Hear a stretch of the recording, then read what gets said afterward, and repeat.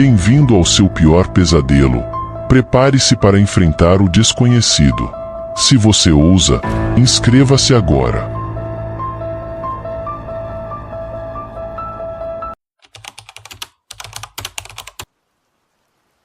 Meu nome é Ernesto. Sou pescador há mais de 30 anos nas águas de Itamaracá, Pernambuco. Desde que me entendo por gente, conheço cada canto desse mar. Mas tem uma coisa que nunca me atrevi a desafiar. O local se chama o Encontro das Águas. Falam que ali, quem se aventura a pescar ou até mesmo nadar, não volta. Dizem que é mal assombrada. Eu nunca acreditei nessas coisas. Pelo menos até aquele dia. Aquela manhã começou estranha. O céu, normalmente azul e sem nuvens, estava cinzento, e o vento, que costumava ser suave pela manhã, estava gelado e cortante. Mas eu era teimoso. Precisava pescar, a maré estava subindo e prometia bons peixes. Contudo, os ventos fortes e a correnteza me empurraram até uma área onde eu nunca queria ter chegado. O Encontro das Águas. Logo que ancorei, uma sensação pesada tomou conta do ar. O silêncio era assustador, nem o barulho das ondas eu conseguia ouvir direito. A água ali era mais escura, como se algo estivesse sugando toda a luz do sol. As redes foram lançadas. Demorou para sentir o primeiro puxão, mas quando senti, puxei com força, esperando uma boa pesca. Só que, ao invés de peixes frescos, o que veio nas redes me fez gelar o sangue. Os peixes estavam mortos, mas não mortos de dias, e sim com os olhos esbranquiçados, inchados, com o corpo coberto por uma gosma escura, como se algo muito errado tivesse acontecido com eles debaixo d'água. Mas o pior estava por vir. Ao puxar a última rede, senti algo pesado, e não era peixe. Quando ela finalmente saiu, o que eu vi foi aterrador. Um braço humano, pálido, inchado, mas de alguma forma, parecia recente, como se tivesse sido arrancado há pouco tempo. O mais bizarro, ele segurava a rede com firmeza, como se estivesse tentando subir. Minhas mãos tremiam, mas antes que eu pudesse reagir, o vento trouxe um som. Uma melodia, suave, distante, que parecia se misturar ao mar. Era uma voz feminina. A princípio, eu não conseguia entender as palavras, mas a melodia era hipnotizante e meu corpo ficou paralisado. A voz se aproximava e então ela surgiu. Uma mulher emergiu da água.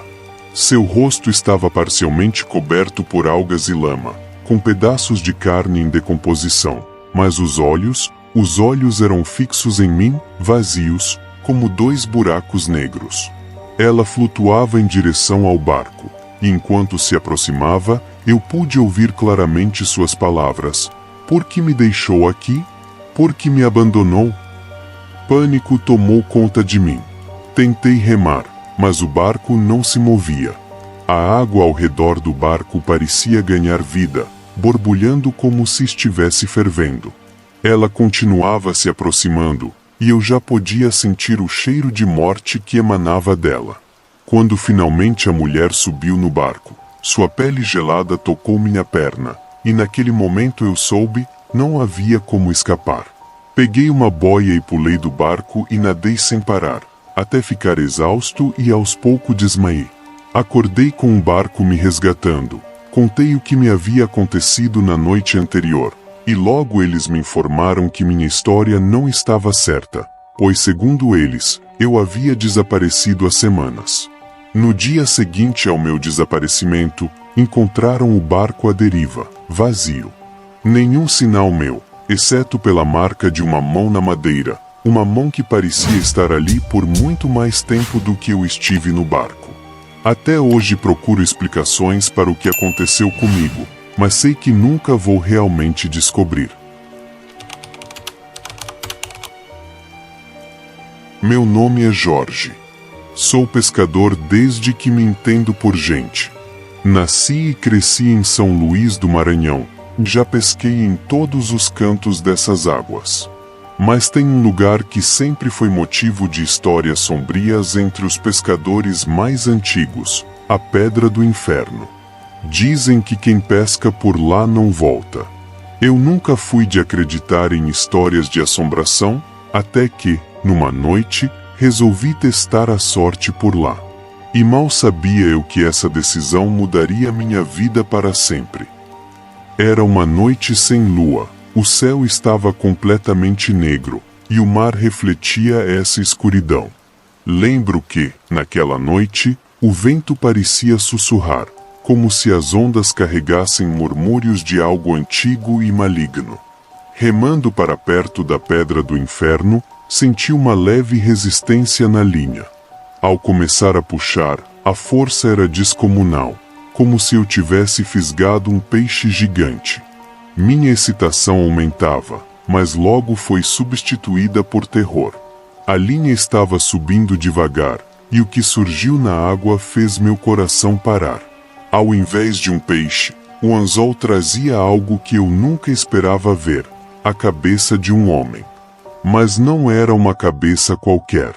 Seus olhos estavam abertos, fixos em mim, como se estivesse vivo, e a boca parecia se mover, mas sem emitir som algum. Era como se estivesse tentando falar. Eu me afastei em pânico, mas antes que pudesse fazer qualquer coisa, algo puxou a cabeça de volta para as profundezas com uma força brutal, quase derrubando meu barco. A água ao redor começou a borbulhar, e formas escuras surgiram. Eram corpos, inchados, putrefatos, com olhos brilhantes como faróis no escuro. Eles flutuavam ao redor do meu barco, e um deles, uma mulher de aparência apodrecida, subiu à superfície, com um sussurro que parecia rasgar o silêncio: "Você vai se juntar a nós." Tentei remar para longe, mas era como se o barco estivesse preso por correntes invisíveis. Cada vez que eu remava, sentia uma força puxando o barco para baixo. As mãos dessas criaturas começaram a aparecer, agarrando a lateral do barco. Elas me puxavam, e eu lutava com todas as minhas energias, mas era inútil. A última coisa que lembro é o frio das mãos tocando meu pescoço e aquela voz, repetindo: "Você será um de nós." No dia seguinte, encontraram o barco quebrado na praia, vazio. Só restavam marcas de unhas nas laterais, como se alguém tivesse sido arrastado para as profundezas. Agora você pode estar se perguntando: se isso aconteceu com o Jorge, como ele está relatando essa história? Na verdade, ela foi psicografada, alertando para que outros pescadores não façam a mesma besteira que Jorge fez, ao desafiar o desconhecido. Meu nome é Lucas, e sou pescador desde pequeno em Cananéia, São Paulo. Essa cidade tem um ar de tranquilidade, mas quem vive por aqui conhece os perigos ocultos nas águas.